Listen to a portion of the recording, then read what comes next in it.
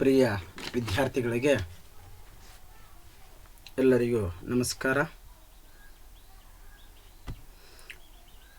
ದ್ವಿತೀಯ PUCಯ ಭೂಗೋಳಶಾಸ್ತ್ರ ವಿಷಯದ ಆನ್ಲೈನ್ ಪಾಠಗಳಿಗೆ ತಮಗೆಲ್ಲರೂ ಸ್ವಾಗತಿಸುತ್ತಾ, ಇವತ್ತಿನ ಈ ಒಂದು ಆನ್ಲೈನ್ ತರಗತಿಯಲ್ಲಿ ಒಂದು ಹೊಸ ಅಧ್ಯಾಯದೊಂದಿಗೆ ಇವತ್ತಿನ ಈ ಒಂದು ವಿಡಿಯೋ ಪಾಠವನ್ನು ಪ್ರಾರಂಭ ಮಾಡ್ತೇವೆ. ಅಧ್ಯಾಯ 4 ಅಂಥೇಳಿ, ಅದು ಸಾರಿಗೆ ಮತ್ತು ಸಂಪರ್ಕ ಅನ್ನೋಂಥ ಅಧ್ಯಾಯ. ಈ ಅಧ್ಯಾಯ 4ರಲ್ಲಿ ಸಾರಿಗೆ ಮತ್ತು ಸಂಪರ್ಕ ಅನ್ನೋಂಥ ವಿಚಾರಕ್ಕೆ ಬಂದಾಗ ಟ್ರಾನ್ಸ್ಪೋರ್ಟ್ ಆ್ಯಂಡ್ ಕಮ್ಯುನಿಕೇಷನ್ ಅನ್ನೋಂಥ ವಿಚಾರಕ್ಕೆ ನಾವು ನೋಡೋದಾದರೆ, ಸಾರಿಗೆ ಅನ್ನೋಂಥದ್ದು ಪುರಾತನ ಕಾಲದಿಂದಲೂ ಬರುವಂಥ ವಿಷಯ. ಅದರ ಬಗ್ಗೆ ಒಂದು ಸಂಪೂರ್ಣವಾದ ವಿಷಯವನ್ನು, ಆ ಸಾರಿಗೆ ಅಂದರೆ ಏನು, ಅದರ ವಿಚಾರಗಳ ಬಗ್ಗೆ, ಅದರ ಒಂದು ಸಂಬಂಧಿಸಿದ ವಿಷಯಗಳ ಬಗ್ಗೆ ಇವತ್ತಿನ ಒಂದು ಈ ವಿಡಿಯೋ ಪಾಠದಲ್ಲಿ ಚರ್ಚಿಸ್ತಾ ಇದೆ. ಹಾಗಾದರೆ ಅದನ್ನು ಚರ್ಚಿಸೋದಕ್ಕಿಂತ ಮುಂಚಿತವಾಗಿ ಈ ಒಂದು ಅಧ್ಯಾಯವನ್ನು ಸಹ ಸಂಚಿಕೆಯ ರೂಪದಲ್ಲಿ ವ್ಯಕ್ತಪಡಿಸ್ತಾ ಇದ್ದೀನಿ. ಹಾಗಾದರೆ ಸಂಚಿಕೆ 1ರಲ್ಲಿ ನಾನು ಇವತ್ತಿನ ಈ ಒಂದು ಸಂಚಿಕೆಯಲ್ಲಿ ಚರ್ಚಿಸುವ ವಿಷಯಗಳು ಸಾರಿಗೆ ಅನ್ನೋಂಥ ಪದ ಬರುತ್ತಲ್ಲ, ಆ ಒಂದು ಸಾರಿಗೆ ಅನ್ನೋಂತಂದರೆ ಏನು ಅನ್ನೋಂಥ ವಿಚಾರಕ್ಕೆ ಸಂಬಂಧಿಸಿದ ಹಾಗೆ.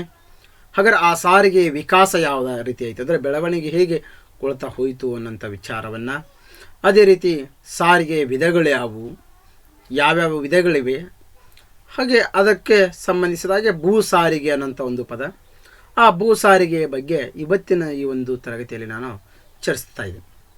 ಹಾಗಾದರೆ ಮೊದಲಿಗೆ ಈ ಒಂದು ಪಾಠಕ್ಕೆ ಬರೋದಾದರೆ ಸಾರಿಗೆ ಅನ್ನುವಂಥ ವಿಚಾರವನ್ನು ನೋಡ್ತಾ ಹೋಗುತ್ತೆ. ಏನಿದು ಸಾರಿಗೆ ಅಂದರೆ ಸರಕು ಮತ್ತು ಸೇವೆಗಳು, ಅಂದರೆ ವಸ್ತುಗಳಾಗಿರ್ಬೋದು, ಸೇವೆಗಳಾಗಿರ್ಬೋದು, ಸರಕುಗಳನ್ನಾಗಿರ್ಬೋದು, ಅವುಗಳನ್ನು ಒಂದು ಸ್ಥಳದಿಂದ ಮತ್ತೊಂದು ಸ್ಥಳಕ್ಕೆ ಏನು ಮಾಡ್ತಿದ್ದಲ್ಲ ನಾವು ತಲುಪಿಸುವುದನ್ನು ಸಾರಿಗೆ ಅಂತ ಕರಿತೀವಿ. ಫಾರ್ ಎಕ್ಸಾಂಪಲ್ ಹೇಳಬೇಕಾದ್ರೆ ನಾವು ಬಹಳಷ್ಟು ರೀತಿಯಲ್ಲಿ ವ್ಯತ್ಯಾಸಗಳನ್ನು ಕಾಣ್ತಾ ಹೋಗ್ತೀವಿ. ವಸ್ತುಗಳು, ಸೇವೆಗಳು, ಸರಕುಗಳು, ಮನುಷ್ಯರು, ಯಾವುದೇ ಒಂದು ಪ್ರಾಣಿ ಪಕ್ಷಿ, ನಮಗೆ ಬೇಕಾದಂಥ ವಸ್ತುಗಳಾಗಿರ್ಬೋದು, ಸರಕುಗಳಾಗಿರ್ಬೋದು, ಏನನ್ನೂ ಆಗಿರ್ಬೋದು, ಅವುಗಳನ್ನೆಲ್ಲವನ್ನು ಒಂದು ಸ್ಥಳದಿಂದ ಮತ್ತೊಂದು ಸ್ಥಳಗಳಿಗೆ ನಾವೇನು ಮಾಡ್ತೀವಿ, ಸಾಗಿಸೋದಿದೆಯಲ್ಲ ಅಥವಾ ಸ್ಥಳಾಂತರಗೊಳಿಸೋದಿದೆಯಲ್ಲ, ಅದನ್ನು ಸಾರಿಗೆ ಅಂತ ಕರಿತಾ ಇದ್ವಿ. ಅದು ಯಾವ ರೀತಿಯಾಗಿರ್ಬೋದು, ಬಸ್ಸುಗಳಾಗಿರಬಹುದು, ಟ್ರೈನ್ಗಳಾಗಿರಬಹುದು, ವಿಮಾನಗಳಾಗಿರಬಹುದು, ಅಥವಾ ಹಡಗುಗಳಾಗಿರ್ಬೋದು, ಹೀಗೆ ಯಾವುದೇ ರೀತಿಯಲ್ಲಿ ನಾವು ಸಾಗಿಸ್ಬೋದು. ಅಂಥವುಗಳನ್ನು ನಾವು ಸಾರಿಗೆ ಅಂತ ಕರಿತಾ ಇದ್ದೇವೆ. ಅಂಥ ಸಾರಿಗೆಗೆ ಸಂಬಂಧಿಸಿದ ಅಂಶಗಳನ್ನು ನೋಡ್ತಾ ಹೊಂದರೆ ಭಾಳಷ್ಟಿದೆ. ಹಾಗಾದರೆ ಆ ಸಾರಿಗೆಯ ಬಗ್ಗೆ ನೋಡೋದಾದರೆ ಏನಿದು ಸಾರಿಗೆ ಅಂದರೆ ಅಂಥ ವಿಚಾರವನ್ನು ತಿಳ್ಕೊಂಡ್ವಿ. ಅಂದರೆ ವಸ್ತುಗಳಾಗಿರ್ಬೋದು, ಸರಕುಗಳಾಗಿರ್ಬೋದು, ಸೇವೆಗಳನ್ನಾಗಿರ್ಬೋದು, ಒಂದು ಸ್ಥಳದಿಂದ ಮತ್ತೊಂದು ಸ್ಥಳಗಳಿಗೆ ನಾವೇನು ಮಾಡ್ತೀವಿ, ಸಾಗಿಸ್ತೇವೆ. ಹಾಗಾದರೆ ಸಾರಿಗೆ ಎಲ್ಲೆಲ್ಲೂ ಇದು ಇದೆ. ಕೃಷಿ ಆಗಿರ್ಬೋದು, ಕೈಗಾರಿಕೆ, ಗಣಿಗಾರಿಕೆ, ಅರಣ್ಯಗಾರಿಕೆ, ಮೀನುಗಾರಿಕೆ, ಪಶುಸಂಗೋಪನೆ, ಹೀಗೆ ಅವುಗಳೆಲ್ಲವುಗಳಿಗೂ ಇದೇನು ಮಾಡ್ತಾಯಿದೆ, ಸಹಾಯವನ್ನು ಮಾಡ್ತಾಯಿದೆ. ಅರಣ್ಯದಲ್ಲಿ ತಗೋರಿ, ಕೃಷಿಗೆ ತಗೊಳ್ರಿ, ಕೈಗಾರಿಕೆ ನೋಡಿರಿ, ಕೃಷಿಯಲ್ಲೇ ಬೆಳೆದಂಥ ಬೆಳೆಗಳನ್ನು ರೈತ ತನಗಾಗಿ ಇಟ್ಟುಕೊಳ್ಳಲು ಸಾಧ್ಯವೇ ಇಲ್ಲ. ಅದನ್ನು ಮತ್ತೊಬ್ಬರಿಗೆ ಅಥವಾ ಆ ಕೃಷಿಯಲ್ಲಿ ಬೇಕಾದಂಥ, ತನಗೆ ಬೇಕಾದಂಥ ರೈತ ಬೆಳೆದಂಥ ವಸ್ತುಗಳನ್ನು ತನಗೆ ಎಷ್ಟು ಬೇಕೋ ಅಷ್ಟು ಇಟ್ಟುಕೊಂಡು ಅದನ್ನು ಉಳಿದದನ್ನು ಮಾರಬೇಕಾಗತ್ತೆ. ಮಾರಬೇಕಾದ್ರೆ ಮಾರುಕಟ್ಟೆಗೆ ಹೋಗಬೇಕು. ಆ ಮಾರುಕಟ್ಟೆಗೆ ಹೋಗಬೇಕಾದ್ರೆ ನಾವು ಏನು ಮಾಡಬೇಕಾಗಿದೆ, ಸಾರಿಗೆಯನ್ನು ಬಳಸಬೇಕಾಗಿದೆ. ಅಷ್ಟೇ ಅಲ್ಲದ ಕೈಗಾರಿಕೆಗಳಾಗಿರ್ಬೋದು, ಕೈಗಾರಿಕೆಯಲ್ಲಿ ಕಚ್ಚಾ ವಸ್ತುಗಳನ್ನು ತರಿಸಿಕೊಳ್ಳೋದಾಗಿರ್ಬೋದು, ಅಥವಾ ಆ ಕಚ್ಚಾ ವಸ್ತುಗಳನ್ನು ಸಿದ್ಧ ವಸ್ತುಗಳನ್ನಾಗಿ ಏನು ಮಾರುಕಟ್ಟೆಗೆ ನಾವು ಮಾರಾಟ ಮಾಡಬೇಕಾದ್ರೆ ಅವುಗಳಲ್ಲಿ ತರುವುದು ಮತ್ತು ಒಯ್ಯುವುದಕ್ಕೂ ಸಹ ಸಾರಿಗೆ ಬೇಕು. ಅದೇ ರೀತಿ ಗಣಿಗಾರಿಕೆ ಆಗಿರ್ಬೋದು, ಅರಣ್ಯಗಾರಿಕೆ, ಮೀನುಗಾರಿಕೆ, ಹೀಗೆ ಮುಂತಾದ ಕ್ಷೇತ್ರಗಳಿಗೆ ಈ ಸಾರಿಗೆ ಅನ್ನೋಂಥದ್ದು ಬಹಳಷ್ಟು ಸಹಾಯಕವಾಗಿದೆ. ಸಂಪನ್ಮೂಲಗಳ ಉತ್ಪಾದನೆ ಆಗಿರ್ಬೋದು, ವಿತರಣೆ ಆಗಿರ್ಬೋದು, ಇಲ್ಲಿ ಮಹತ್ವದಂಥ ಪಾತ್ರ ವಹಿಸೋದು ಯಾವುದಪ್ಪ ಅಂದರೆ ಸಾರಿಗೆ ಅಂತೇಳಿ. ಅದರಲ್ಲಿ ಕೈಗಾರಿಕಾ ನಗರೀಕರಣ ಮತ್ತು ಕೃಷಿ ಪ್ರಗತಿಯಲ್ಲಿ ಸಾರಿಗೆ ಏನಾಗ್ತದೆ, ಮಹತ್ವದಂಥ ಮುಖ್ಯವಾದಂಥ ಒಂದು ಪಾತ್ರವನ್ನು ವಹಿಸ್ಕೊಳ್ತಾ ಇದೆ ಅಂತ. ಯಾಕಂದರೆ ಸಾರಿಗೆಯು ಮಾರುಕಟ್ಟೆಯನ್ನು ವಿಸ್ತರಿಸುವುದಲ್ಲದೆ, ಅಂದರೆ ಮಾರುಕಟ್ಟೆ ಅಷ್ಟೇ ವಿಸ್ತಾರವಾಗ್ತಾ ಇಲ್ಲ, ಪ್ರವಾಸೋದ್ಯಮ ಬೆಳೆಸ್ತಾ ಇದೆ, ಸಂಸ್ಕೃತಿ ಮತ್ತು ಸಂಪ್ರದಾಯಗಳ ಸಂರಕ್ಷಣೆ ಮಾಡ್ತಾ ಇದೆ, ಆರ್ಥಿಕ ವಿಕಾಸ ಹೊಂದ್ತಾ ಇದೆ, ದೇಶದ ಒಂದುಗೂಡುವಿಕೆಯನ್ನು ಮಾಡ್ತಾಯಿದೆ. ನೋಡಿರಿ, ಎಲ್ಲೆಲ್ಲೋ ಇರೋಂಥ ಪ್ರದೇಶಗಳಿಗೆ ನಾವು ಹೋಗಿ ಭೇಟಿ ಮಾಡ್ತಾಯಿದ್ದೀವಿ. ಇಲ್ಲೇ ಕೂತ್ಕೊಂಡು ನಮಗೆ ಇಂಥ ಪ್ರದೇಶಕ್ಕೆ ಹೋಗಬೇಕು ಅನ್ನೋದಕ್ಕೂ ನಮಗೆ ಯಾವುದು ಹೋಗ್ತಾ ಇದ್ದೀವಿ ಅಂದರೆ ಯಾವುದು ನಮಗೆ ಕಾರಣ ಅಂದರೆ ಅದುವೇ ಸಾರಿಗೆ ಅನ್ನೋಂಥದ್ದು. ಅದಕ್ಕೆ ಹೇಳ್ತಾರೆ, ಕೃಷಿ ಮತ್ತು ಕೈಗಾರಿಕೆ ಅನ್ನೋದು ದೇಹ ಮತ್ತು ಎಲುಬುಗಳಾದರೆ ಮನುಷ್ಯನ ಒಂದು ದೇಹದಲ್ಲಿ ಈ ಮನುಷ್ಯ ದೇಹ ಅನ್ನೋದು ಒಂದು ಕೃಷಿ ಆದರೆ ಕೈಗಾರಿಕೆ ಅನ್ನೋದು ಎಲುಬುಗಳು. ಅವು ಹೇಗೆ ಮನುಷ್ಯನಲ್ಲಿ ದೇಹದ ಮತ್ತು ಎಲುಬುಗಳು ಕೃಷಿ ಮತ್ತು ಕೈಗಾರಿಕೆಗಳಿಗೆ ಹೋಲಿಕೆ ಮಾಡಿದರೆ ಸಾರಿಗೆನ ಮನುಷ್ಯನ ನರನಾಡಿಗಳಿಗೆ ನಾವು ಹೋಲಿಕೆಯನ್ನು ಮಾಡ್ತೀವಿ. ನೋಡಿರಿ, ಮನುಷ್ಯನ ನರನಾಡಿಗಳು ಎಷ್ಟೊಂದು ಕೆಲಸ ಮಾಡಿದರೆ ದೇಹದಲ್ಲಿರುವಂಥ ಎಲ್ಲ ಒಂದು ಅಂಗಗಳಿಗೂ ಅನುಕೂಲ ಆಗುತ್ತಂತಲ್ಲ, ಹಾಗೆ ಕೃಷಿ ಮತ್ತು ಕೈಗಾರಿಕೆ ಹೇಗೆ ಮನುಷ್ಯನಿಗೆ ದೇಹ ಮತ್ತು ಎಲುಬಿಗೆ ಮತ್ತು ದೇಹಕ್ಕೆ ಹೋಲಿಕೆಯನ್ನು ಮಾಡ್ತಾ ಇದ್ದೇವೆ, ಹಾಗೆ ಈ ಸಾರಿಗೆಯನ್ನು ನರನಾಡಿಗಳಿಗೆ ಹೋಲಿಕೆ ಮಾಡ್ತಿದ್ವಿ. ಅಂದರೆ ಒಂದು ಕೃಷಿಯನ್ನು, ಒಂದು ಸಾರಿಗೆಯು ಎಷ್ಟೊಂದು ಜೀವನದಲ್ಲಿ ಪ್ರಾಮುಖ್ಯತೆ ವಹಿಸ್ಕೊಳ್ತಾ ಇದೆಯೋ ಅಷ್ಟೇ ಪ್ರಾಮುಖ್ಯತೆ ಸಾರಿಗೆ ಅನ್ನೋದಕ್ಕೂ ಒಂದು ಸಾಕ್ಷಿ ಅನ್ನೋದನ್ನು ನಾವು ಕಾಣ್ತೀವಿ. ಅಂದರೆ ನಾವು ಒಂದು ಪ್ರದೇಶದಲ್ಲಿರುವ ವಸ್ತುಗಳನ್ನು ಮತ್ತೊಂದು ಪ್ರದೇಶಗಳಿಗೆ ಸಾಗಿಸ್ತಾ ಇದ್ದೇವೆ ಅಂದರೆ ಅದಕ್ಕೆ ಸಾರಿಗೆನೇ ಕಾರಣೀಭೂತವಾಗ್ತಾ ಇದೆ ಅನ್ನೋಂಥ ವಿಚಾರವನ್ನು ಇಲ್ಲೇ ಕಾಣ್ತಾ ಇದ್ದೇವೆ. ಹಾಗಾದರೆ ಈ ಸಾರಿಗೆ ಯಾವ ರೀತಿ ವಿಕಾಸಗೊಳ್ತು, ಯಾವ ರೀತಿ ಈ ಸಾರಿಗೆ ಅನ್ನೋಂಥದ್ದು ಬೆಳವಣಿಗೆ ಹೊಂದಿತು ಅನ್ನೋಂಥ ವಿಚಾರವನ್ನು ನೋಡೋದಾದರೆ ಪುರಾತನ ಕಾಲಗಳಿಗೆ ಹೋಗ್ತಾ ಹೋದರೆ, ಅಂದರೆ ಹಿಂದಿನ ಕಾಲಮಾನಗಳಿಗೆ ನಾವು ನೋಡ್ತಾ ಹೋದರೆ ಭಾಳಷ್ಟು ವ್ಯತ್ಯಾಸವಾಗಿದೆ. ಸಾರಿಗೆ ಅನ್ನೋಂಥದ್ದು ಪುರಾತನ ಕಾಲದಲ್ಲಿ ಬಹುಮುಖ್ಯವಾಗಿ ಮಾನವ ಮತ್ತು ಪ್ರಾಣಿಗಳನ್ನು ಅವಲಂಬಿದ್ದ. ಯಾಕಂದರೆ ಮನುಷ್ಯ ಕಾಲ್ನಡಿಗೆ ಮೂಲಕ ಸಾರಿಗೆಯನ್ನು ಮಾಡ್ತಾಯಿದ್ದ ಪುರಾತನ ಕಾಲದಲ್ಲಿ. ಆ ನಂತರ ಬರಬರ್ತ ದಿನಗಳ ಕಾಲದಲ್ಲಿ ಪ್ರಾಣಿಗಳನ್ನು ಅವಲಂಬಿಸ್ತಾ ಹೋದ. ಅಂದರೆ ಪ್ರಾಣಿಗಳ ಮೂಲಕ ಒಂದು ಪ್ರದೇಶದಿಂದ ಮತ್ತೊಂದು ಪ್ರದೇಶಗಳಿಗೆ ತನ್ನ ವಸ್ತುಗಳನ್ನಾಯಿತು ತಾನು ಆಯಿತು ಸಾಗಿಸಿ ನೋಡಿಕೊಂಡ.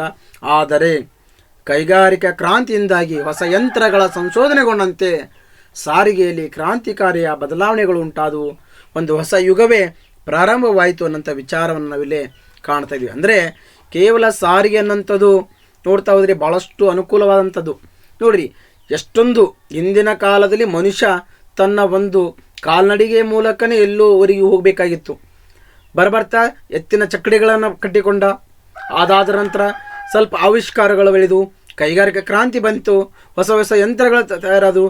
ಅದರಿಂದ ಗಾಡಿಗಳನ್ನಾಗಿ ಬಸ್ಸುಗಳನ್ನಾಗಿ ಹೀಗೆ ಬಹಳಷ್ಟು ವ್ಯತ್ಯಾಸವಾಗ್ತಾ ಹೋಯಿತು. ಅವುಗಳಿಂದಲೇ ಏನಾಯಿತು, ಹೊಸ ಕ್ರಾಂತಿಗಳನ್ನೇ ಕಾಣಿತು. ಅದಕ್ಕೆ ಒಂದು ಹೊಸ ಯುಗವೇ ಪ್ರಾರಂಭವಾಯಿತು ಅಂತ ಹೇಳ್ಬೋದು ನಾವು. ಅದರಲ್ಲಿ ರಸ್ತೆ ಮತ್ತು ರೈಲು ಮಾರ್ಗಗಳು ಏನು ಪ್ರಾರಂಭಿಸಲ್ಪಟ್ಟವು, ವಾಯು ಸಾರಿಗೆ ಪ್ರಾರಂಭವಾಯಿತು, ಇನ್ನೂ ಹೆಚ್ಚಿನ ಮಟ್ಟದಲ್ಲಿ ನಾವು ಕಾಣ್ತಾ ಹೋದ್ವಿ. ನೋಡಿರಿ, ನಡೆದುಕೊಂತ ಹೋಗುವಂಥ ದಾರಿ ಸುಮಾರು ಒಂದು ತಾಸಿಗೆ ಹೋಗುವಂಥದ್ದು ನಡೆದುಕ್ಕಂತ ಹೋದರೆ ಭಾಳಷ್ಟು ನಾವು ಅಂದರೆ ಒಂದು 15ರಿಂದ 20 ಕಿಲೋಮೀಟರ್ ನಡೀಬೋದು. ಒಂದು ತಾಸು ಭಾಳ ಅಂದರೆ ನಾವು ನಡೆದಿದ್ದೀವಿ ಅಂದರೆ.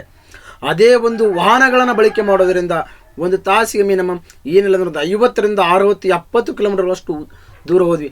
ಆದರೆ ಇದು ಇನ್ನೂ ಹೊಸ ಯುಗಕ್ಕೆ ಪ್ರಾರಂಭ ಕೊಟ್ಟಂತೆ ರೈಲು ಮಾರ್ಗಗಳು ಬಂದ ನಂತರ ಅಂತರೂ ಭಾಳಷ್ಟು ಅಭಿವೃದ್ಧಿಗೊಂಡಿತು. ಒಂದು ತಾಸಿಗೆ 100-200 ಕಿಲೋಮೀಟರ್ಗಳಷ್ಟು ಓಡ್ತಾ ಹೋದ್ವಿ. ಆದರೆ ವಾಯು ಸಾರಿಗೆ ಏನು ಪ್ರಾರಂಭವಾಯಿತು ಆವಾಗ ಸಮಯದ ಕಡಿಮೆ ಆಗುತ್ತಾ ಹೋಯಿತು. ಅಂದರೆ ಸಾವಿರಾರು ಕಿಲೋಮೀಟರ್ಗಳನ್ನು ಕೇವಲ ಗಂಟೆಗಳಲ್ಲಿ ನಿಮಿಷಗಳಲ್ಲಿ ಹೋಗಿ ಮುಟ್ಟುವಂಥ ಒಂದು ವ್ಯವಸ್ಥೆಯನ್ನು ಮಾಡ್ತಾ ಹೋಯಿತು. ಅದಕ್ಕೆ ದೂರದ ಕಡಿಮೆ ಆಗ್ತಾ ಹೋಯಿತು. ದೇಶಗಳಿಗೆ ಜನರ ಪರಸ್ಪರ ಒಂದು ಹತ್ತಿರವಾದರು. ಅದಕ್ಕೆ ವಿಶ್ವವೇ ಒಂದು ಗ್ರಾಮವನ್ನಾಗಿ ಮಾಡಿದ್ದು ಯಾವುದಪ್ಪ ಅಂದರೆ ಸಾರಿಗೆ ಅನ್ನೋಂಥ ವಿಚಾರವನ್ನು ನಾವು ಬರ್ತಾ ಇದ್ವಿ. ನೋಡಿರಿ, ಒಂದು ವಿಶ್ವವನ್ನು ಒಂದು ಗ್ರಾಮ ರೂಪದಲ್ಲಿ ನಮಗೆ ಕಾಣೋಕ್ಕೆ ಕಾರಣೀಭೂತವಾದ ಯಾವುದಪ್ಪ ಅಂದರೆ ಸಾರಿಗೆ ಅನ್ನೋಂಥ ವಿಚಾರವನ್ನು ನಾವು ನೋಡಬೇಕಾಗತ್ತೆ. ನೋಡಿರಿ, ಎಲ್ಲೋ ಇರುವ ಪ್ರದೇಶವನ್ನು ನಾವು ಹೋಗ್ಬೋದು, ಒಂದು ದಿನದಾಗ ಹೋಗ್ಬೇಕಪ್ಪ ಅಂತ ಅಂದ್ಕೊಂಡಿದ್ರೆ ಹೋಗ್ತಾ ಇದ್ದೀವಿ. ಸಾವಿರಾರು ಮೈಲುಗಳು ದೂರದಷ್ಟಿರಲಿ ಆ ಒಂದು ಪ್ರದೇಶವನ್ನು ನಾವು ಕೆಲವೇ ಗಂಟೆಗಳಲ್ಲಿ ಹೋಗಿ ಮುಟ್ತಾ ಇದ್ದೀವಿ. ಅಂದರೆ ಎಷ್ಟೊಂದು ವ್ಯತ್ಯಾಸವಾಗ್ತಾ ಇದೆ, ಎಷ್ಟೊಂದು ಸಾರಿಗೆ ವಿಕಾಸಗೊಳ್ತಾ ಇದೆ, ಎಷ್ಟೊಂದು ಅಭಿವೃದ್ಧಿಗೊಳ್ತಾ ಇದೆ ಅನ್ನೋಂಥ ವಿಚಾರವನ್ನು ನಾವು ಇಲ್ಲಿ ಕಾಣುವಂಥ ಒಂದು ಅಂಶವನ್ನು ಇದರಲ್ಲಿ ತಿಳ್ಕೊಳ್ತಾ ಇದ್ದೀವಿ. ಅಂದರೆ ಎಷ್ಟೊಂದು ವಿಶಾಲವಾದಂಥ ಸಾರಿಗೆ ಕಾಣ್ತಾ ಇದೆ ಅನ್ನೋದನ್ನು ನಾವಿಲ್ಲೇ ನೋಡ್ಬೋದು. ಅದೇ ರೀತಿ ಇನ್ನು ಸಾರಿಗೆ ಬೆಳವಣಿಗೆ ಆಯಿತು. ಹಾಗಾದ್ರೆ ಇಂಥ ಒಂದು ಸಾರಿಗೆ ಇದೆ ಅಂದರೆ ಆ ಸಾರಿಗೆಯಲ್ಲಿರುವಂಥ ವಿಧಗಳು ಯಾವುವು, ಸಾರಿಗೆ ವಿಧಗಳು ಯಾವುವು? ಸಾರಿಗೆಯಲ್ಲಿ ನಾವು ಭೂ ಸಾರಿಗೆ ಅಂತ ನೋಡ್ತೀವಿ. ಅಂದರೆ ಈ ಭೂ ಸಾರಿಗೆಯಲ್ಲಿ ಮತ್ತೆ 2 ವಿಧಗಳು ಬರ್ತವೆ. ಒಂದು ರಸ್ತೆ ಸಾರಿಗೆ, ಇನ್ನೊಂದು ರೈಲು ಸಾರಿಗೆ. ಮತ್ತು ಅದೇ ರೀತಿ ಇನ್ನೊಂದು ಸಾರಿಗೆ ನೋಡೋದಾದರೆ ಜಲ ಸಾರಿಗೆ ಅಂತ ಬರುತ್ತೆ. ಈ ಜಲ ಸಾರಿಗೆಯಲ್ಲಿ ಮತ್ತೆ 2 ವಿಧಗಳು. ಒಂದು ಒಳನಾಡಿನ ಜಲ ಸಾರಿಗೆ, ಇನ್ನೊಂದು ಸಾಗರದ ಜಲ ಸಾರಿಗೆ ಅಂತ ಕರಿತೀವಿ. ಅದೇ ರೀತಿ 3ನೇ ಅಂಶ ನೋಡೋದಾದರೆ ವಾಯು ಸಾರಿಗೆ. ಮತ್ತೊಂದು ಅಂಶ ಬರುತ್ತೆ, ಅದು 4ನೇ ಅಂಶ ಕೊಳವೆ ಮಾರ್ಗಗಳು. ಹೀಗೆ ಸಾರಿಗೆಯಲ್ಲಿ 4 ಪ್ರಮುಖ ವಿಧಗಳಾಗಿ ವಿಂಗಡಿಸ್ತಾ ಹೋಗ್ತವೆ.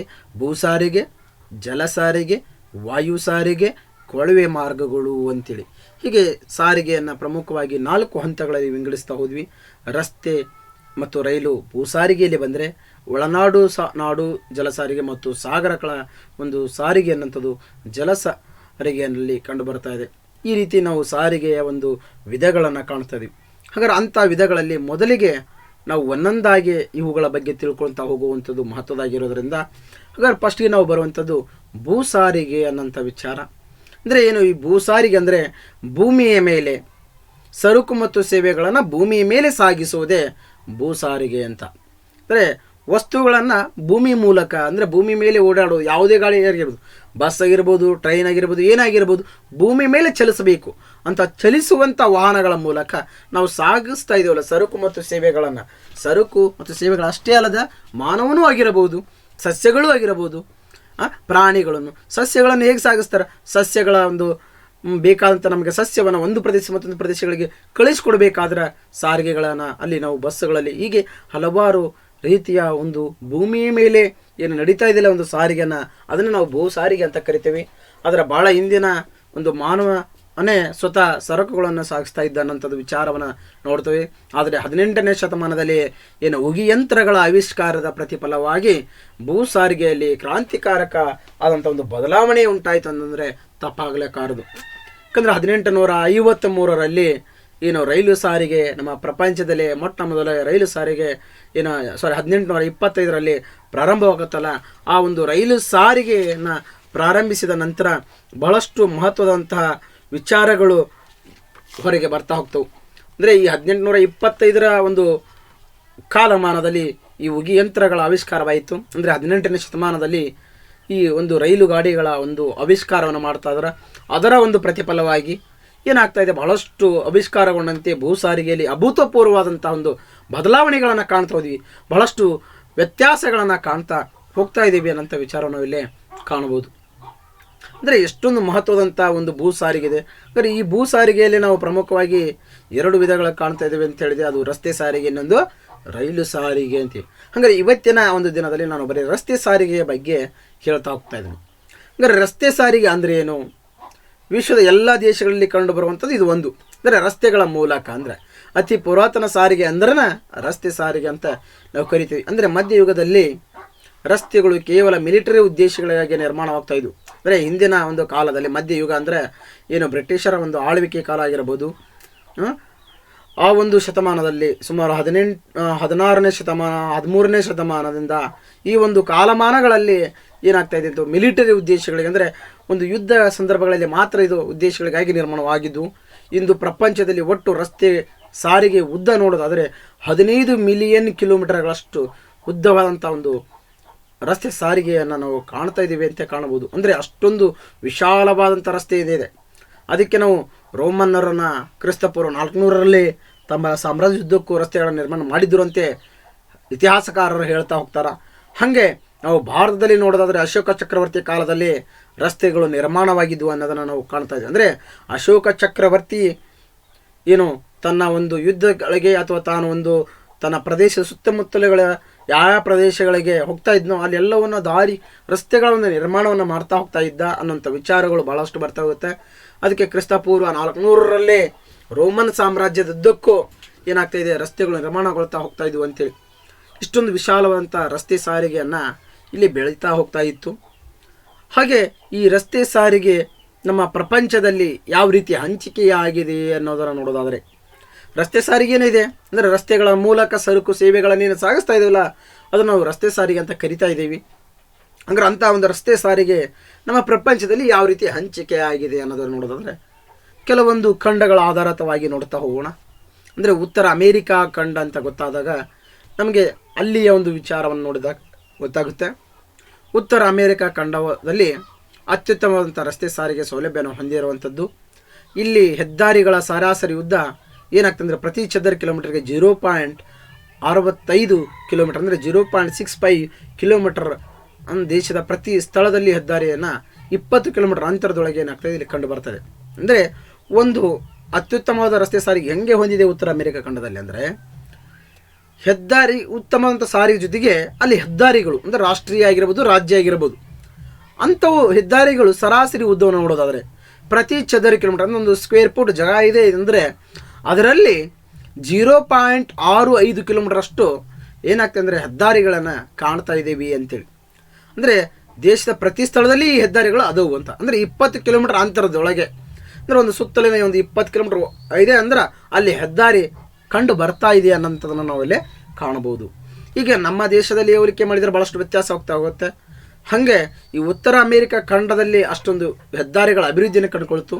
ಹಾಗಾದ್ರೆ ಅಲ್ಲಿರುವಂಥ ಪ್ರಮುಖ ರಸ್ತೆಗಳ ಅಥವಾ ದಾರಿಗಳು ಮಾರ್ಗಗಳು ಯಾವುವಪ್ಪ ಅಂದರೆ, ಪಶ್ಚಿಮ ಪೆಸಿಫಿಕ್ ತೀರದಲ್ಲಿ ನಗರಗಳು ಅಭಿವೃದ್ಧಿಗೊಂಡಿದ್ದವು. ಯಾಕಂದ್ರೆ ಅಲ್ಲಿ ಹೆಚ್ಚೆಚ್ಚು ನಗರಗಳು ಅಭಿವೃದ್ಧಿಯನ್ನು ಕಾಣ್ಕೊಳ್ತಾ ಹೋಗ್ತವು. ಇವುಗಳನ್ನು ಪೂರ್ವದ ಅಟ್ಲಾಂಟಿಕ್ ತೀರದಲ್ಲಿಯೂ ಸಹ ನಗರಗಳ ರಸ್ತೆಗಳು ಏನಾಗ್ತವೆ ಸಾರಿಗೆ ಮೂಲಕ ಸಂಪರ್ಕವನ್ನು ಕಾಣ್ತಾ ಇದ್ದವು. ಅಂದರೆ ಪಶ್ಚಿಮ ಪೆಸಿಫಿಕ್ ಸಾಗರದಿಂದ ಹಿಡಿದು ಪೂರ್ವದಲ್ಲಿರುವ ಅಟ್ಲಾಂಟಿಕ್ ತೀರದ ಒಂದು ನಗರಗಳನ್ನು ಸೇರಿಸುವುದರ ಮೂಲಕ, ಸಂಪರ್ಕ ಮಾಡೋದ್ರ ಮೂಲಕ ರಸ್ತೆ ಸಾರಿಗೆ ಅಭಿವೃದ್ಧಿಯನ್ನು ಕಾಣ್ಕೊತ ಹೋಗ್ತವೆ. ಅಂದರೆ ಇಲ್ಲಿರುವಂಥ ಪ್ರಮುಖ ರಾಷ್ಟ್ರೀಯ ಅಥವಾ ಹೆದ್ದಾರಿಗಳು ಯಾವುವು ಅಂದರೆ, ಇಲ್ಲಿನ ಟ್ರಾನ್ಸ್ ಕೆನಡಿಯನ್ ಹೆದ್ದಾರಿ ಸುಮಾರು 8,000 ಕಿಲೋಮೀಟರ್ ಉದ್ದವಾಗಿದ್ದು ಇದು ಪಶ್ಚಿಮದಿಂದ ಪೂರ್ವಕ್ಕೆ ನಿರ್ಮಿತವಾಗಿದೆ. ನೋಡಿರಿ, ಏನು ಪಶ್ಚಿಮದ ಪೆಸಿಫಿಕ್ ತೀರ ಅಂತ ಹೇಳಿದೆ ನಾನು. ಒಂದು ಪ್ರಪಂಚದ ಒಂದು ಉತ್ತರ ಅಮೇರಿಕ ಖಂಡದ ಒಂದು ನಕಾಶವನ್ನು ನಾವು ಪರಿಗಣಿಸಿದಾಗ ಗೊತ್ತಾಗುತ್ತಾ, ಈ ಒಂದು ನಕಾಶೆ ಇದೆ. ಈ ಒಂದು ನಕಾಶವನ್ನು ನೋಡಿದಾಗ ನಮಗೆ ಇಲ್ಲೇ ಗೊತ್ತಾಗೋದು ಏನಪ್ಪ ಅಂದರೆ, ಉತ್ತರ ಪಶ್ಚಿಮ ತೀರ ಅಂದರೆ ಈ ಒಂದು ಪಶ್ಚಿಮ ತೀರದಲ್ಲಿ ಇದೆಯಲ್ಲ, ಈ ಒಂದು ಪಶ್ಚಿಮ ತೀರದಲ್ಲಿ ಇಲ್ಲಿಂದ ಪೂರ್ವದಲ್ಲಿರುವಂತಹ ಅಟ್ಲಾಂಟಿಕ್ ತೀರ ಅಂದರೆ ಈ ಒಂದು ಭಾಗ ಇದೇನಿದೆಯಲ್ಲ, ಈ ಒಂದು ಭಾಗದವರೆಗೆ, ಈ ಅಟ್ಲಾಂಟಿಕ್ ತೀರದವರೆಗೆ ಸುಮಾರು 8,000 ಕಿಲೋಮೀಟರ್ಗಳಷ್ಟು ಏನಾಗಿದೆ ಉದ್ದವಾದಂತಹ ಒಂದು ರಸ್ತೆ ಸಾರಿಗೆ, ಅದು ಟ್ರಾನ್ಸ್ ಕೆನಡಿಯನ್ ಹೆದ್ದಾರಿಯನ್ನು ಕಾಣ್ತದೆ. ಅಂದರೆ ಈ ಒಂದು ತೀರದಲ್ಲಿ ಟ್ರಾನ್ಸ್ ಕೆನಡಿಯನ್ ಅಂದರೆ ಇಲ್ಲಿದೆ ನೋಡಿ, ಈ ಒಂದು ಭಾಗದಲ್ಲಿ ಇದೆಲ್ಲ ಇದು ಟ್ರಾನ್ಸ್ ಕೆನಡಿಯನ್ ರೈಲ್ವೆ ರಸ್ತೆ ಮಾರ್ಗ ಅಂತ ನಾವು ಹೇಳ್ಬೋದು. ಅಂದರೆ ಅಷ್ಟೊಂದು ಉದ್ದವಾದಂಥ ಸುಮಾರು 8,000 ಕಿಲೋಮೀಟರ್ಗಳಷ್ಟು ಉದ್ದದಂಥ ರಸ್ತೆ ಸಾರಿಗೆಯನ್ನು ಇಲ್ಲಿ ಕಾಣ್ತಾ ಇದ್ದೇವೆ ಅನ್ನೋದನ್ನು ನಾವು ಇಲ್ಲಿ ಕಾಣಬಹುದು. ಅಂದರೆ ಅಷ್ಟೊಂದು ವಿಶಾಲವಾದಂಥ ರಸ್ತೆ ಸಾರಿಗೆ ಉದ್ದ ಅಲ್ಲಿ ಕಂಡು ಬರ್ತಾ ಇದೆ. ಅಷ್ಟೇ ಅಲ್ಲ, ಇನ್ನೂ ವಿಚಾರಗಳಿಗೆ ನೋಡೋದಾದರೆ ಇನ್ನೂ ಬಹಳಷ್ಟು ಒಂದು ರಸ್ತೆ ಸಾರಿಗೆಗಳು ಆ ಒಂದು ಉತ್ತರ ಅಮೇರಿಕ ಖಂಡದಲ್ಲಿ ಕಂಡು ಬರ್ತಾ ಇದೆ. ಅವುಗಳಲ್ಲಿ ನೋಡೋದಾದರೆ ಇದು ವಿಕ್ಟೋರಿಯಾ ಮತ್ತು ಬ್ರಿಟಿಷ್ ಕೊಲಂಬಿಯಾ, ಸೇಂಟ್ ಜಾನ್ಸ್ ಮತ್ತು ನ್ಯೂ ಪೌಂಡ್ಲ್ಯಾಂಡ್ಗಳನ್ನು ಸಂಪರ್ಕಿಸ್ತಾ ಇದೆವು. ನೋಡಿರಿ, ಅಲ್ಲಿ ಕೇವಲ ಪಶ್ಚಿಮ ತೀರದ ಮತ್ತು ಪೂರ್ವ ತೀರದ ಅಟ್ಲಾಂಟಿಕ್ ತೀರಗಳಲ್ಲಿರುವಂತಹ ಏನು ಟ್ರಾನ್ಸ್ ಕೆನಡಿಯನ್ ಹೆದ್ದಾರಿ ಅಷ್ಟೇ ಅಲ್ಲದೆ Victoria, British Columbia, Saint John's ಮತ್ತು ನ್ಯೂ ಪೌಂಡ್ಲ್ಯಾಂಡ್ಗಳನ್ನು ಸಹ ಸಂಪರ್ಕಿಸ್ತಾ ಇದ್ದವು ರಸ್ತೆಗಳಿದ್ದಾವೆ. ಉತ್ತರ ಅಮೆರಿಕದ ಅಲ್ಗಾಸ್ ಹೆದ್ದಾರಿಯು ಅಂದರೆ ನೋಡಿ, ಉತ್ತರ ಅಮೆರಿಕ ಖಂಡದಲ್ಲಿರುವಂಥ ಮತ್ತೊಂದು ಪ್ರಮುಖ ಹೆದ್ದಾರಿ ಅಂದರೆ ಅಲ್ಕಾಸ್ ಹೆದ್ದಾರಿ ಅಂತೇಳಿ. ಈ ಅಲ್ಕಾಸ್ ಹೆದ್ದಾರಿ ಎಡ್ಮಂಟನ್ ಮತ್ತು ಅಲಾಸ್ವನ್ನು ಸಂಪರ್ಕಿಸ್ತಾ ಇದೆ. ಎಲ್ಲೆಲ್ಲಿ ಅಂದರೆ ಎಡ್ಮಂಟನ್ ಮತ್ತು ಅಲಾಸ್ ಅನ್ನೋಂಥ ಒಂದು ಪ್ರದೇಶವನ್ನು ಅಲ್ಲಿಂದ ಅಲ್ಲಿ ಆ ಒಂದು ಪ್ರದೇಶಗಳಿಗೆ ಇದು ಸಂಪರ್ಕವನ್ನು ಮಾಡ್ತಾ ಇದೆ. ಅದೇ ರೀತಿ ದಿ ಪ್ಯಾನ್ ಅಮೇರಿಕನ್ ಹೆದ್ದಾರಿಯು ಅನ್ನೋಂಥದ್ದು ಇದೆ. ಮತ್ತೊಂದು ಹೆದ್ದಾರಿ ಹೆಸರು ದಿ ಪ್ಯಾನ್ ಅಮೇರಿಕನ್ ಹೆದ್ದಾರಿ ಅಂತೇಳಿ. ಇದು ದಕ್ಷಿಣ ಅಮೇರಿಕಾ, ಮಧ್ಯ ಅಮೇರಿಕಾ ಮತ್ತು ಅಮೇರಿಕ ಸಂಯುಕ್ತ ಸಂಸ್ಥಾನಗಳು ಮತ್ತು ಕೆನಡಾಗಳನ್ನು ಸಂಪರ್ಕಿಸ್ತಾ ಇದೆ. ಅಂದರೆ ಇದು ಉತ್ತರ ಅಮೇರಿಕಾ ನಮ್ಮದಲ್ಲಿರೋದು. ಇನ್ನು ದಕ್ಷಿಣ ಅಮೇರಿಕ ಅಂದರೆ ಇದರ ದಕ್ಷಿಣ ಭಾಗದಲ್ಲಿ ಬರ್ತಾ ಇದೆ. ಆ ದಕ್ಷಿಣ ಅಮೇರಿಕ ಅಂದರೆ ಇಲ್ಲಿದೆ ನೋಡಿ, ಇಲ್ಲಿಂದ ಈ ಕೆಳಗಿನ ಭಾಗ ದಕ್ಷಿಣ ಅಮೇರಿಕ ಆಗಿರುತ್ತೆ. ಇನ್ನು ಮಧ್ಯ ಅಮೇರಿಕ ಅಂದರೆ ಈ ಭಾಗದಲ್ಲಿ ಇದೇ ಮಧ್ಯ ಅಮೇರಿಕವಾಗಿರುತ್ತೆ. ಈ ಮಧ್ಯ ಅಮೇರಿಕ ಅಂದರೆ ಅಮೇರಿಕ ಸಂಯುಕ್ತ ಸಂಸ್ಥಾನ ಅಂದರೆ ಇಲ್ಲೇ ಇರುವಂಥ ಒಂದು ಸಂಯುಕ್ತ ಸಂಸ್ಥಾನ ಮತ್ತು ಕೆನಡಿಯನ್ ಪ್ರದೇಶಗಳು ಅಂದರೆ ಕೆನಡಾ ಒಂದು ದೇಶ ಅಂದ್ಕೊಳ್ತಾ ಆ ಕೆನಡಿಯನ್ ಪ್ರದೇಶಗಳಿಗೂ ಈ ಸಂಪರ್ಕವನ್ನು ಕೊಡ್ತಾ ಇರುವಂಥ ಒಂದು ರಾಷ್ಟ್ರೀಯ ಹೆದ್ದಾರಿ ಯಾವುದಪ್ಪ ಅಂದರೆ ದಿ ಪ್ಯಾನ್ ಅಮೇರಿಕನ್ ಹೆದ್ದಾರಿ ಅಂತೇಳಿ. ಇದು ದಿ ಪ್ಯಾನ್ ಅಮೇರಿಕನ್ ಹೆದ್ದಾರಿ ಅನ್ನೋಂಥದ್ದು ಇಷ್ಟೆಲ್ಲ ಸಂಪರ್ಕವನ್ನು ಒದಗಿಸಿ ಕೊಡ್ತಾ ಇದೆ. ಇದು ಉತ್ತರ ಅಮೇರಿಕಾ ಖಂಡದಲ್ಲಿರುವಂಥ ಪ್ರಮುಖ ಹೆದ್ದಾರಿ. ಅಂದರೆ ಉತ್ತರ ಅಮೇರಿಕಾದಲ್ಲಿ ವಿಶ್ವಕ್ಕೆ ಹೋಲಿಕೆ ಮಾಡಿದರೆ ಅಂದರೆ ವಿಶ್ವದಲ್ಲಿ ರಸ್ತೆ ಸಾರಿಗೆಯನ್ನು ಹೋಲಿಕೆ ಮಾಡಿದರೆ 33% ರಸ್ತೆ ಏನಾಗ್ತದೆ ಅಂದರೆ ಉದ್ದವಾದಂಥ ಉದ್ದವನ್ನು ಕಂಡುಬರುತ್ತೆ. ಅಧಿಕ ರಸ್ತೆ ಇದೆ, ಸಾಂದ್ರತೆ ಇದೆ, ಅತಿ ಹೆಚ್ಚು ವಾಹನಗಳನ್ನು ಹೊಂದಿದೆ ಅನ್ನೋಂಥ ವಿಚಾರವನ್ನು ನಾವು ಇಲ್ಲಿ ಕಾಣ್ತೀವಿ. ಅಂದರೆ ಬೇರೆ ಒಂದು ಖಂಡಗಳಿಗೆ ಹೋಲಿಕೆ ಮಾಡಿದಾಗ ಅಥವಾ ಉತ್ತರ ಅಮೇರಿಕಾವನ್ನು ನೋಡಿದಾಗ ವಿಶ್ವಕ್ಕೆ ಹೋಲಿಕೆ ಮಾಡಿದಾಗ ಉತ್ತರ ಅಮೇರಿಕಾವನ್ನು 33% ರಸ್ತೆಗಳನ್ನು ಇಲ್ಲಿ ಕಾಣ್ತಾ ಇದ್ದೇವೆ. ಅದು 33% ರಸ್ತೆಗಳನ್ನು ಹೊಂದಿದ್ದಲ್ಲದೆ ಅಧಿಕ ರಸ್ತೆಗಳ ಸಾಂದ್ರತೆ ಇದೆ. ಅಂದರೆ ಭಾಳಷ್ಟು ಪ್ರತಿ ಚದರ ಕಿಲೋಮೀಟರಲ್ಲಿ ನಾವು ಕಂಡು ಬರ್ತದಲ್ಲ ಆ ಒಂದು ರಸ್ತೆ ಅದರ ಸಾಂದ್ರತೆ ಏನು ಇದೆ, ಅತಿ ಹೆಚ್ಚು ವಾಹನಗಳನ್ನು ಸಹ ಇಲ್ಲೇ ಹೊಂದಿದೆ ಅನ್ನೋಂಥ ವಿಚಾರವನ್ನು ನಾವೆಲ್ಲಿ ಕಾಣ್ತಾ ಇದ್ದೀವಿ ಅಂದರೆ ಉತ್ತರ ಅಮೇರಿಕಾ ಖಂಡಗಳಲ್ಲಿ ಕಾಣ್ತಾ ಇದ್ದೀವಿ ಅಂತ. ಇನ್ನು ಅದೇ ರೀತಿ ನೋಡುವಂಥ ಮತ್ತೊಂದು ಅಂಶವನ್ನು ನಾವು ಪರಿಗಣಿಸಿಕೊಂಡಾಗ ಗೊತ್ತಾಗೋದು ಯುರೋಪ್ ಖಂಡ ಅಂತೇಳಿ. ಮತ್ತು ಯುರೋಪ್ ಖಂಡದಲ್ಲಿ ಏನು, ಅಲ್ಲಿ ಯಾವ ರೀತಿ ರಸ್ತೆ ಸಾರಿಗೆ ಇದೆ ಅನ್ನೋದು, ಅಲ್ಲಿ ಯಾವ ರೀತಿ ಹಂಚಿಕೆಯಾಗಿದೆ ಅಂದರೆ ಇಲ್ಲಿಯೂ ಸಹ ಉತ್ತಮ ರಸ್ತೆ ಸಾಂದ್ರತೆಯ ಜಾಲವನ್ನು ಕಂಡುಬರ್ತದೆ. ಅಂದರೆ ಉತ್ತಮವಾದಂಥ ಒಂದು ರಸ್ತೆ ಇದೆ, ಬಹಳಷ್ಟು ಇದೆ. ಇಲ್ಲಿ ಪಶ್ಚಿಮ ಮತ್ತು ಮಧ್ಯ ಯುರೋಪ್ ದೇಶಗಳ ಸಂಪರ್ಕವನ್ನು ಕಾಣ್ತಾ ಇದೆ. ಅಂದರೆ ಪಶ್ಚಿಮ ತೀರ ಇರುವಂಥದ್ದು ಮತ್ತು ಮಧ್ಯ ಯುರೋಪಿನ ಒಂದು ದೇಶಗಳಲ್ಲಿ ಸಂಪರ್ಕವನ್ನು ಕಾಣ್ತಾ ಇದ್ದೀವಿ. ಇಲ್ಲಿ ಕೆಲವು ಹೆದ್ದಾರಿಗಳು ಮಧ್ಯ ಯುರೋಪ್ ಮತ್ತು ಮೆಡಿಟೇರಿಯನ್ ದೇಶಗಳನ್ನು ಏನು ಮಾಡ್ತವೆ ಅಂದರೆ ಸಂಪರ್ಕಿಸ್ತವು. ಆಲ್ಫ್ ಪರ್ವತದ ಗೊಂಡ್ವಾನ ಕಣಿವೆ ಮಾರ್ಗದವರೆಗೂ ಏನಾಗ್ತವೆ ಅಂದ್ರೆ ಮುಂದುವರಿತಾ ಹೋಗ್ತಾವೆ. ಅಂದರೆ ಇಲ್ಲಿರುವಂಥ ಒಂದು ರಸ್ತೆ ಸಾರಿಗೆ ಕೇವಲ ಮಧ್ಯ ಯುರೋಪ್ ಮೆಡಿಟೇರಿಯನ್ ದೇಶಗಳನ್ನು ಸಂಪರ್ಕಿಸಿ ಅವು ಆಲ್ಫ್ ಪರ್ವತದ ಗೊಂಡ್ವಾನ ಕಣಿವೆ ಮಾರ್ಗ ಜೊತೆಗೆ ಇನ್ನೂ ಮುಂದುವರಿತಾನೆ ಹೋಗ್ತಾ ಇರ್ತವೆ ಅನ್ನೋದು ಯಾವೊಂದು ಇದರಲ್ಲಿ ಬರ್ತಂದ್ರೆ ಯುರೋಪ್ ಖಂಡದಲ್ಲಿ. ಅಂದರೆ ಈ ಪಶ್ಚಿಮದ ತೀರಗಳಾಗಿರ್ಬೋದು, ಮಧ್ಯ ಯುರೋಪ್ ದೇಶಗಳನ್ನು ಹೆಂಗೆ ಸಂಪರ್ಕವನ್ನು ಮಾಡ್ತದವು, ಹಾಗೆ ಕೆಲವು ಹೆದ್ದಾರಿಗಳು ಏನಾಗ್ತಾಯಿದೆ ಅಂದರೆ ಮಧ್ಯ ಯುರೋಪ್ ಮತ್ತು ಮೆಡಿಟೇರಿಯನ್ ಪ್ರದೇಶಗಳು, ಈ ಒಂದು ಭಾಗದಲ್ಲಿ ಬರುವಂಥ ಮೆಡಿಟೇರಿಯನ್ ಪ್ರದೇಶಗಳು ಮತ್ತು ಆಲ್ಪ್ ಪರ್ವತಗಳು, ಹಾಗೆ ಮುಂದುವರೆದು ಆಲ್ಪ್ ಪರ್ವತಗಳ ಗೊಂಡ್ವಾನ ಕಣಿವೆ ಮಾರ್ಗಗಳು ಬರ್ತವೆ. ಆ ಕಣಿವೆ ಮಾರ್ಗಗಳ ಮೂಲಕ ಏನಾಗ್ತಾಯಿದೆ ಅಂದರೆ ಈ ರಸ್ತೆ ಸಾರಿಗೆ ಮುಂದುವರಿತಾ ಇದೆ ಅನ್ನೋಂಥದ್ದನ್ನು ಯುರೋಪ್ ಖಂಡದಲ್ಲಿ ಕಾಣ್ತಾ ಇದ್ದೀವಿ. ಅಂದರೆ ಅಷ್ಟೊಂದು ಮಹತ್ವದಂಥ ಯುರೋಪ್ ಖಂಡಗಳು. ಅಂದರೆ ಈ ಗೊಂಡ್ವಾನ ಕಣಿವೆ ಅನ್ನೋದು ಸ್ವಿಟ್ಜರ್ಲ್ಯಾಂಡಿನಲ್ಲಿ ಇದ್ದು, ಯಾಕಂದರೆ ಅಲ್ಲಿ ಸ್ವಿಟ್ಜರ್ಲ್ಯಾಂಡಿನಲ್ಲಿ ಬರುವಂಥ ಒಂದು ಕಣಿವೆ ಮಾರ್ಗವಾಗಿದ್ದು ಇದು ಟಿಸಿನೋ ಮತ್ತು ಉರಿ ಪ್ರದೇಶಗಳನ್ನು ಸಂಪರ್ಕಿಸ್ತದೆ. ಈ ಗೊಂಡ್ವಾನ ಕಣಿವೆ ಏನಿದೆಯಲ್ಲ ಕಣಿವೆ ಇದು ಸ್ವಿಟ್ಜರ್ಲ್ಯಾಂಡಿನಲ್ಲಿದ್ದು ಇದು ಎಲ್ಲಿಯವರೆಗೆ ಸಂಪರ್ಕವನ್ನು ಕಲ್ಪಿಸಿಕೊಡ್ತಾ ಇದೆ ಅಂದರೆ ಟಿಸಿನೋ ಮತ್ತು ಉರಿ ಪ್ರದೇಶಗಳನ್ನದೇವು ಆ ಪ್ರದೇಶದವರೆಗೂ ಏನು ಮಾಡ್ತಾವೆ ಅಂದರೆ ಸಂಪರ್ಕವನ್ನು ಕಲ್ಪಿಸಿಕೊಡ್ತಾ ಇದೆ. ರಷ್ಯಾ ದೊಡ್ಡ ದೇಶವಾಗಿದ್ದರೂ ಸಹ ಯಾಕಂದರೆ ಪ್ರಪಂಚದಲ್ಲಿ ಅತಿ ದೊಡ್ಡ ದೇಶ ಅಂತ ಕರೆಸಿಕೊಳ್ತಾ ಇದೆ. ರಸ್ತೆ ಸಾರಿಗೆ ಕೈಗಾರಿಕಾ ವಲಯದ ಪಶ್ಚಿಮದ ಯುರಲ್ಸ್ನಿಂದ ಹಿಡಿದು ಪೂರ್ವದ ವಾಂಡಿ ಓಸ್ಟಾಕ್ದವರೆಗೆ ಏನಾಗ್ತದೆ ಅಂದರೆ ಅಭಿವೃದ್ಧಿಯನ್ನು ಕಂಡುಕೊಳ್ತಾ ಇದೆ. ಅಂದರೆ ಇನ್ನು ರಷ್ಯಾ ಒಂದು ದೊಡ್ಡ ದೇಶ, ಯುರೋಪ್ ಖಂಡದಲ್ಲಿ ಬರುವಂಥದ್ದಾದರೂ ಇದು ಒಂದು ದೊಡ್ಡ ದೇಶವಾಗಿದೆ. ಇಲ್ಲೇ ರಸ್ತೆ ಸಾರಿಗೆ ಅದು ಕೈಗಾರಿಕಾ ವಲಯದ ಪಶ್ಚಿಮದ ಅಂದರೆ ಕೈಗಾರಿಕಾ ಪ್ರದೇಶಗಳು ಏನಾಗ್ತಾ ಇದ್ದಾವೆ ಅಭಿವೃದ್ಧಿ ಕಾಣ್ತಾ ಇದೆಯಲ್ಲ ಆ ಒಂದು ಪಶ್ಚಿಮದಲ್ಲಿರುವಂತಹ ಯುರಲ್ಸ್ ಅನ್ನಂಥ ಪ್ರದೇಶದಿಂದ ಅಲ್ಲಿಂದ ಪೂರ್ವಕ್ಕೆ ಹೋದಾಗೆ ಅಲ್ಲಿ ವಾಂಡಿ ಓಸ್ಟಾಕ್ ಅನ್ನೋಂಥ ಪ್ರದೇಶ ಬರುತ್ತೆ. ಆ ವಾಂಡ್ಲಿ ಓಸ್ಟಾಕ್ ಅನ್ನೋಂಥ ಪ್ರದೇಶದವರೆಗೆ ಏನಾಗ್ತಾಯಿದೆ ಅಂದರೆ ಅಭಿವೃದ್ಧಿಯನ್ನು ಕಂಡುಕೊಳ್ತಾ ಇದೆ ಅಂತ ನಾವು ಇಲ್ಲಿ ಹೇಳ್ಬೋದು. ಅಷ್ಟೊಂದು ಯುರೋಪ್ ಖಂಡದಲ್ಲಿ ಅಭಿವೃದ್ಧಿಯನ್ನು ಕಾಣ್ತಾ ಇದೆ ಅನ್ನೋಂಥದ್ದು ಇಲ್ಲಿ ಕಾಣುವಂಥ ಒಂದು ಪ್ರಮುಖವಾದಂತಹ ರಸ್ತೆ ಸಾರಿಗೆಗಳು ಕಂಡು ಬರ್ತಾ ಇದೆ. ಇನ್ನು ನಮ್ಮ ಖಂಡ ಏಷ್ಯಾ ಖಂಡ, ಅಂದರೆ ಏಷ್ಯಾ ಖಂಡ ಅರತಿ ನಮಗೆ ಗೊತ್ತಾಗುತ್ತೆ ಇದು ನಮ್ಮ ಖಂಡ ಅಂತೇಳಿ ನಾವು ನೆನಪಿಗೆ ಬರ್ತಾ ಇದ್ದೀವಿ. ಹಂಗಾರೆ ನಮ್ಮ ಒಂದು ಖಂಡದಲ್ಲಿ ನೋಡೋದಾದರೆ ಉತ್ತಮ ರಸ್ತೆ ಸಾಲವನ್ನು ಇಲ್ಲಿಯೂ ಸಹ ನಾವು ಕಾಣ್ತಾ ಇದ್ದೀವಿ. ಹೆದ್ದಾರಿ ರಸ್ತೆಗಳು ಹಲವು ಕವಲುಗಳನ್ನು ಕಾಣ್ತಾ ಇದ್ದೀವಿ.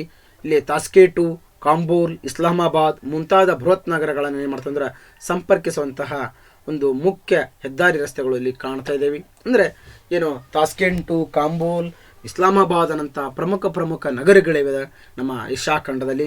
ಅಂಥ ಪ್ರಮುಖ ನಗರಗಳಿಗೆ ಸಂಪರ್ಕಿಸುವಂಥ ಹೆದ್ದಾರಿಗಳು ಸಹ ಇದ್ದವು.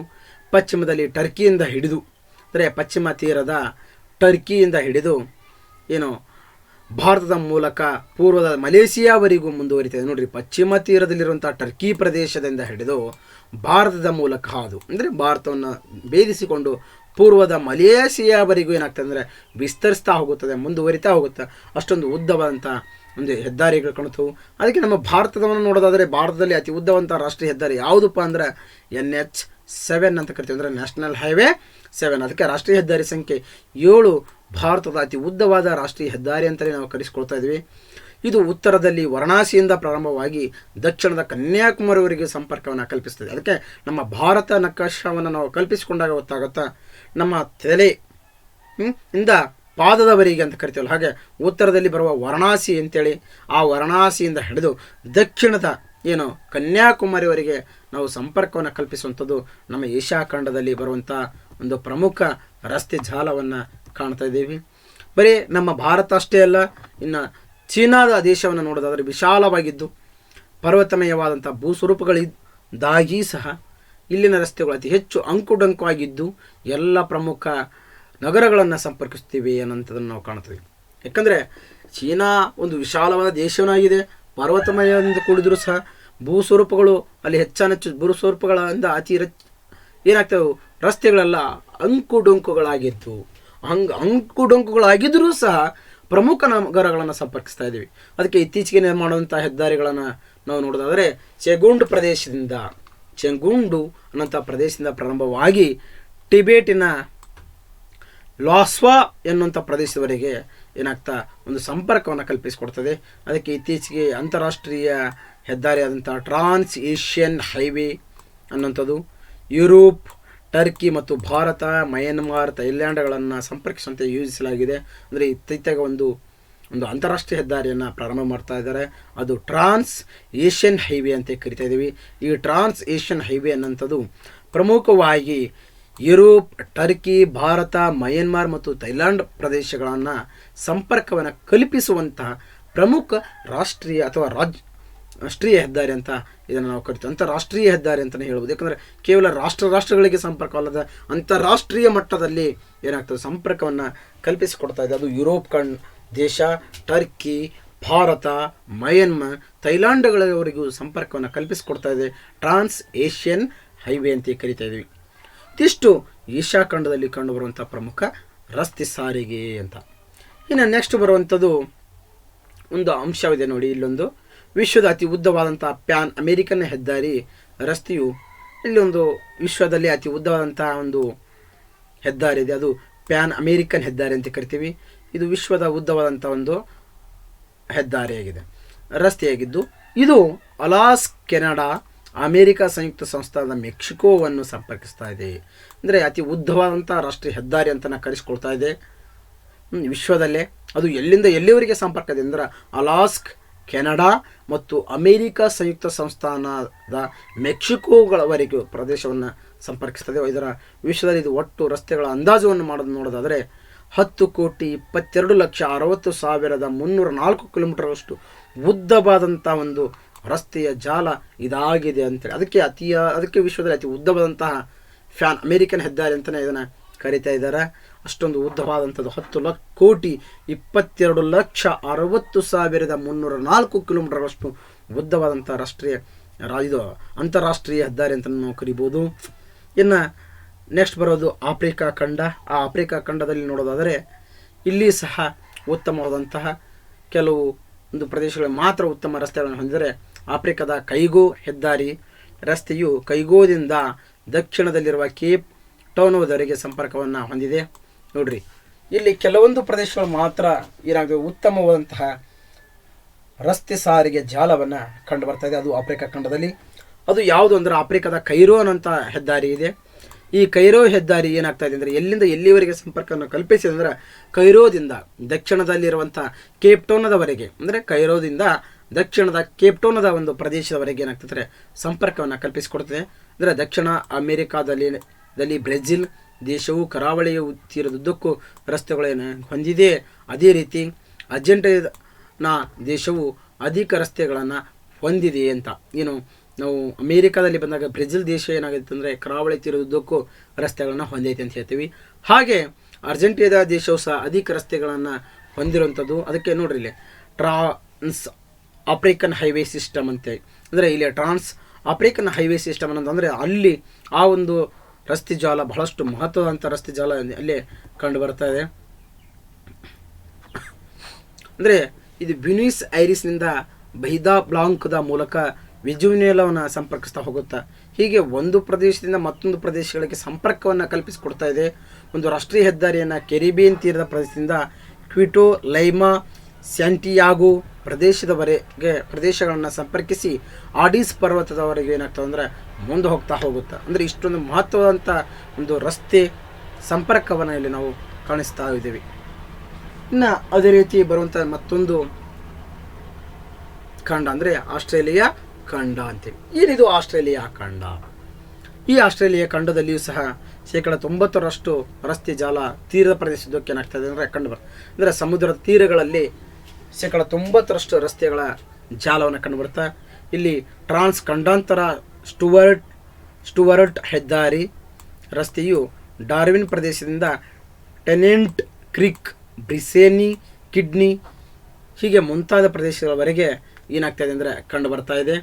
ನೋಡಿರಿ, ಇಲ್ಲಿ ಪ್ರಮುಖವಾದಂಥ ಒಂದು ರಸ್ತೆ ಜಾಲವನ್ನು ಕಾಣ್ತಾ ಹೋಗ್ತೇವೆ. ಅಂದರೆ ಅಷ್ಟೊಂದು ಮಹತ್ವದಂಥ ರಸ್ತೆ ಜಾಲ ಆಸ್ಟ್ರೇಲಿಯಾದಲ್ಲಿ ಖಂಡದಲ್ಲಿ ಕಂಡು ಬರ್ತಾ ಇದೆ. ಅಂದರೆ ಅದು ಮುಂದುವರೆದೇ ಹೋಗೋದಂದರೆ ಕ್ಯಾನ್ಬೇರಿಯಾ, ಅಡಿಲೆಂಡ್ ಸಂಪರ್ಕಿಸಿ ಮೆಲ್ಬೋರ್ನ್ನವರೆಗೆ ಮುಂದುವರ್ತಾ ಹಾಗೆ ಮುಂದೆ ಹೋಗ್ತಾನೇ ಇದೆ, ಕಾಣ್ತಾ ಹೋಗ್ತಾ ಇದೆ. ಹೀಗೆ ದಕ್ಷಿಣ ಹೆದ್ದಾರಿ ನೋಡೋದಾದರೆ ರಸ್ತೆಯು ಗಣಿಗಾರಿಕಾ ಪ್ರದೇಶಗಳಂತಹ ನೋಡಿರಿ, ದಕ್ಷಿಣದ ಒಂದು ಹೆದ್ದಾರಿಯನ್ನು ನೋಡೋದಾದರೆ ಅಲ್ಲಿರುವಂಥ ಗಣಿಗಾರಿಕಾ ಪ್ರದೇಶಗಳಂಥ ಕಾರ್ಲ್ಗೋರ್ಲಿ ಮತ್ತು ಕೋಲಾರ್ಡಿಗಳ ಮೂಲಕ ಮುಂದುವರೆದು ಇದು ಇತರ ಒಂದು ಪ್ರದೇಶಗಳವರೆಗೆ ಸಂಪರ್ಕವನ್ನು ಕಲ್ಪಿಸ್ತಾ ಇದೆ. ಹೀಗೆ ಒಂದು ಪ್ರದೇಶದಿಂದ ಮತ್ತೊಂದು ಪ್ರದೇಶಗಳವರೆಗೆ ಸಂಪರ್ಕವನ್ನು ಕಲ್ಪಿಸ್ತಾ ಹೋಗ್ತಾ ಇರುವುದೇ ಈ ಒಂದು ರಸ್ತೆ ಜಾಲ. ಇದಿಷ್ಟು ಪ್ರಮುಖವಾಗಿ ಪ್ರಪಂಚದಲ್ಲಿರುವಂತಹ ಒಂದು ರಸ್ತೆ ಜಾಲಗಳಂತ ನಾವು ಹೇಳ್ಬೋದು. ಅಂದರೆ ಪ್ರಪಂಚದಲ್ಲಿ ರಸ್ತೆಯ ಹಂಚಿಕೆ ಬಹಳಷ್ಟು ವಿನ್ಯಾಸವಾಗಿದೆ. ಅದಕ್ಕೆ ಸುಮಾರು 15 ಲಕ್ಷ ಮಿಲಿಯನಷ್ಟುಗಳಷ್ಟು ರಸ್ತೆ ಜಾಲವನ್ನು ನಮ್ಮ ಹೊಂದಿದೆ ಅಂತ ಹೇಳಿ ಕಾಣುತ್ತಿದ್ದೀವಿ. ಇದಿಷ್ಟು ಇವತ್ತಿನ ಒಂದು ರಸ್ತೆ ಸಾರಿಗೆ ಮಹತ್ವದ ಬಗ್ಗೆ, ರಸ್ತೆಗಳ ಬಗ್ಗೆ ಇರುವಂಥ ಒಂದು ಅಂಶವಾಗಿದೆ. ಇವತ್ತಿನ ಈ ಒಂದು ವಿಡಿಯೋ ಪಾಠವನ್ನು ಇಲ್ಲಿಗೆ ಮುಗಿಸ್ತಾ ಇದ್ದೇನೆ. ಇದರಲ್ಲಿ ಏನಾದರೂ ನಿಮಗೆ ಡೌಟ್ಗಳಿದ್ದರೆ ಕೇಳಿ ಅಂತ ಹೇಳ್ತಾ ಸಬ್ಸ್ಕ್ರೈಬ್ ಮಾಡಿ, ಲೈಕ್ ಮಾಡಿ ಮತ್ತು ಕೆಳಗಿನ ಬೆಲ್ ಬಟನನ್ನು ಒತ್ತೋದ್ರ ಮೂಲಕ ನಾನು ಹಾಕುವಂಥ ವಿಡಿಯೋಗಳು ನಿಮಗೆ ಬೇಗ ದೊರಕುತ್ತೆ ಅಂತ ಹೇಳ್ತಾ ಇವತ್ತಿನ ಈ ಒಂದು ವಿಡಿಯೋ ಪಾಠವನ್ನು ಇಲ್ಲಿಗೆ ಮುಗಿಸ್ತಾ ಇದ್ದೇನೆ. ಧನ್ಯವಾದಗಳು.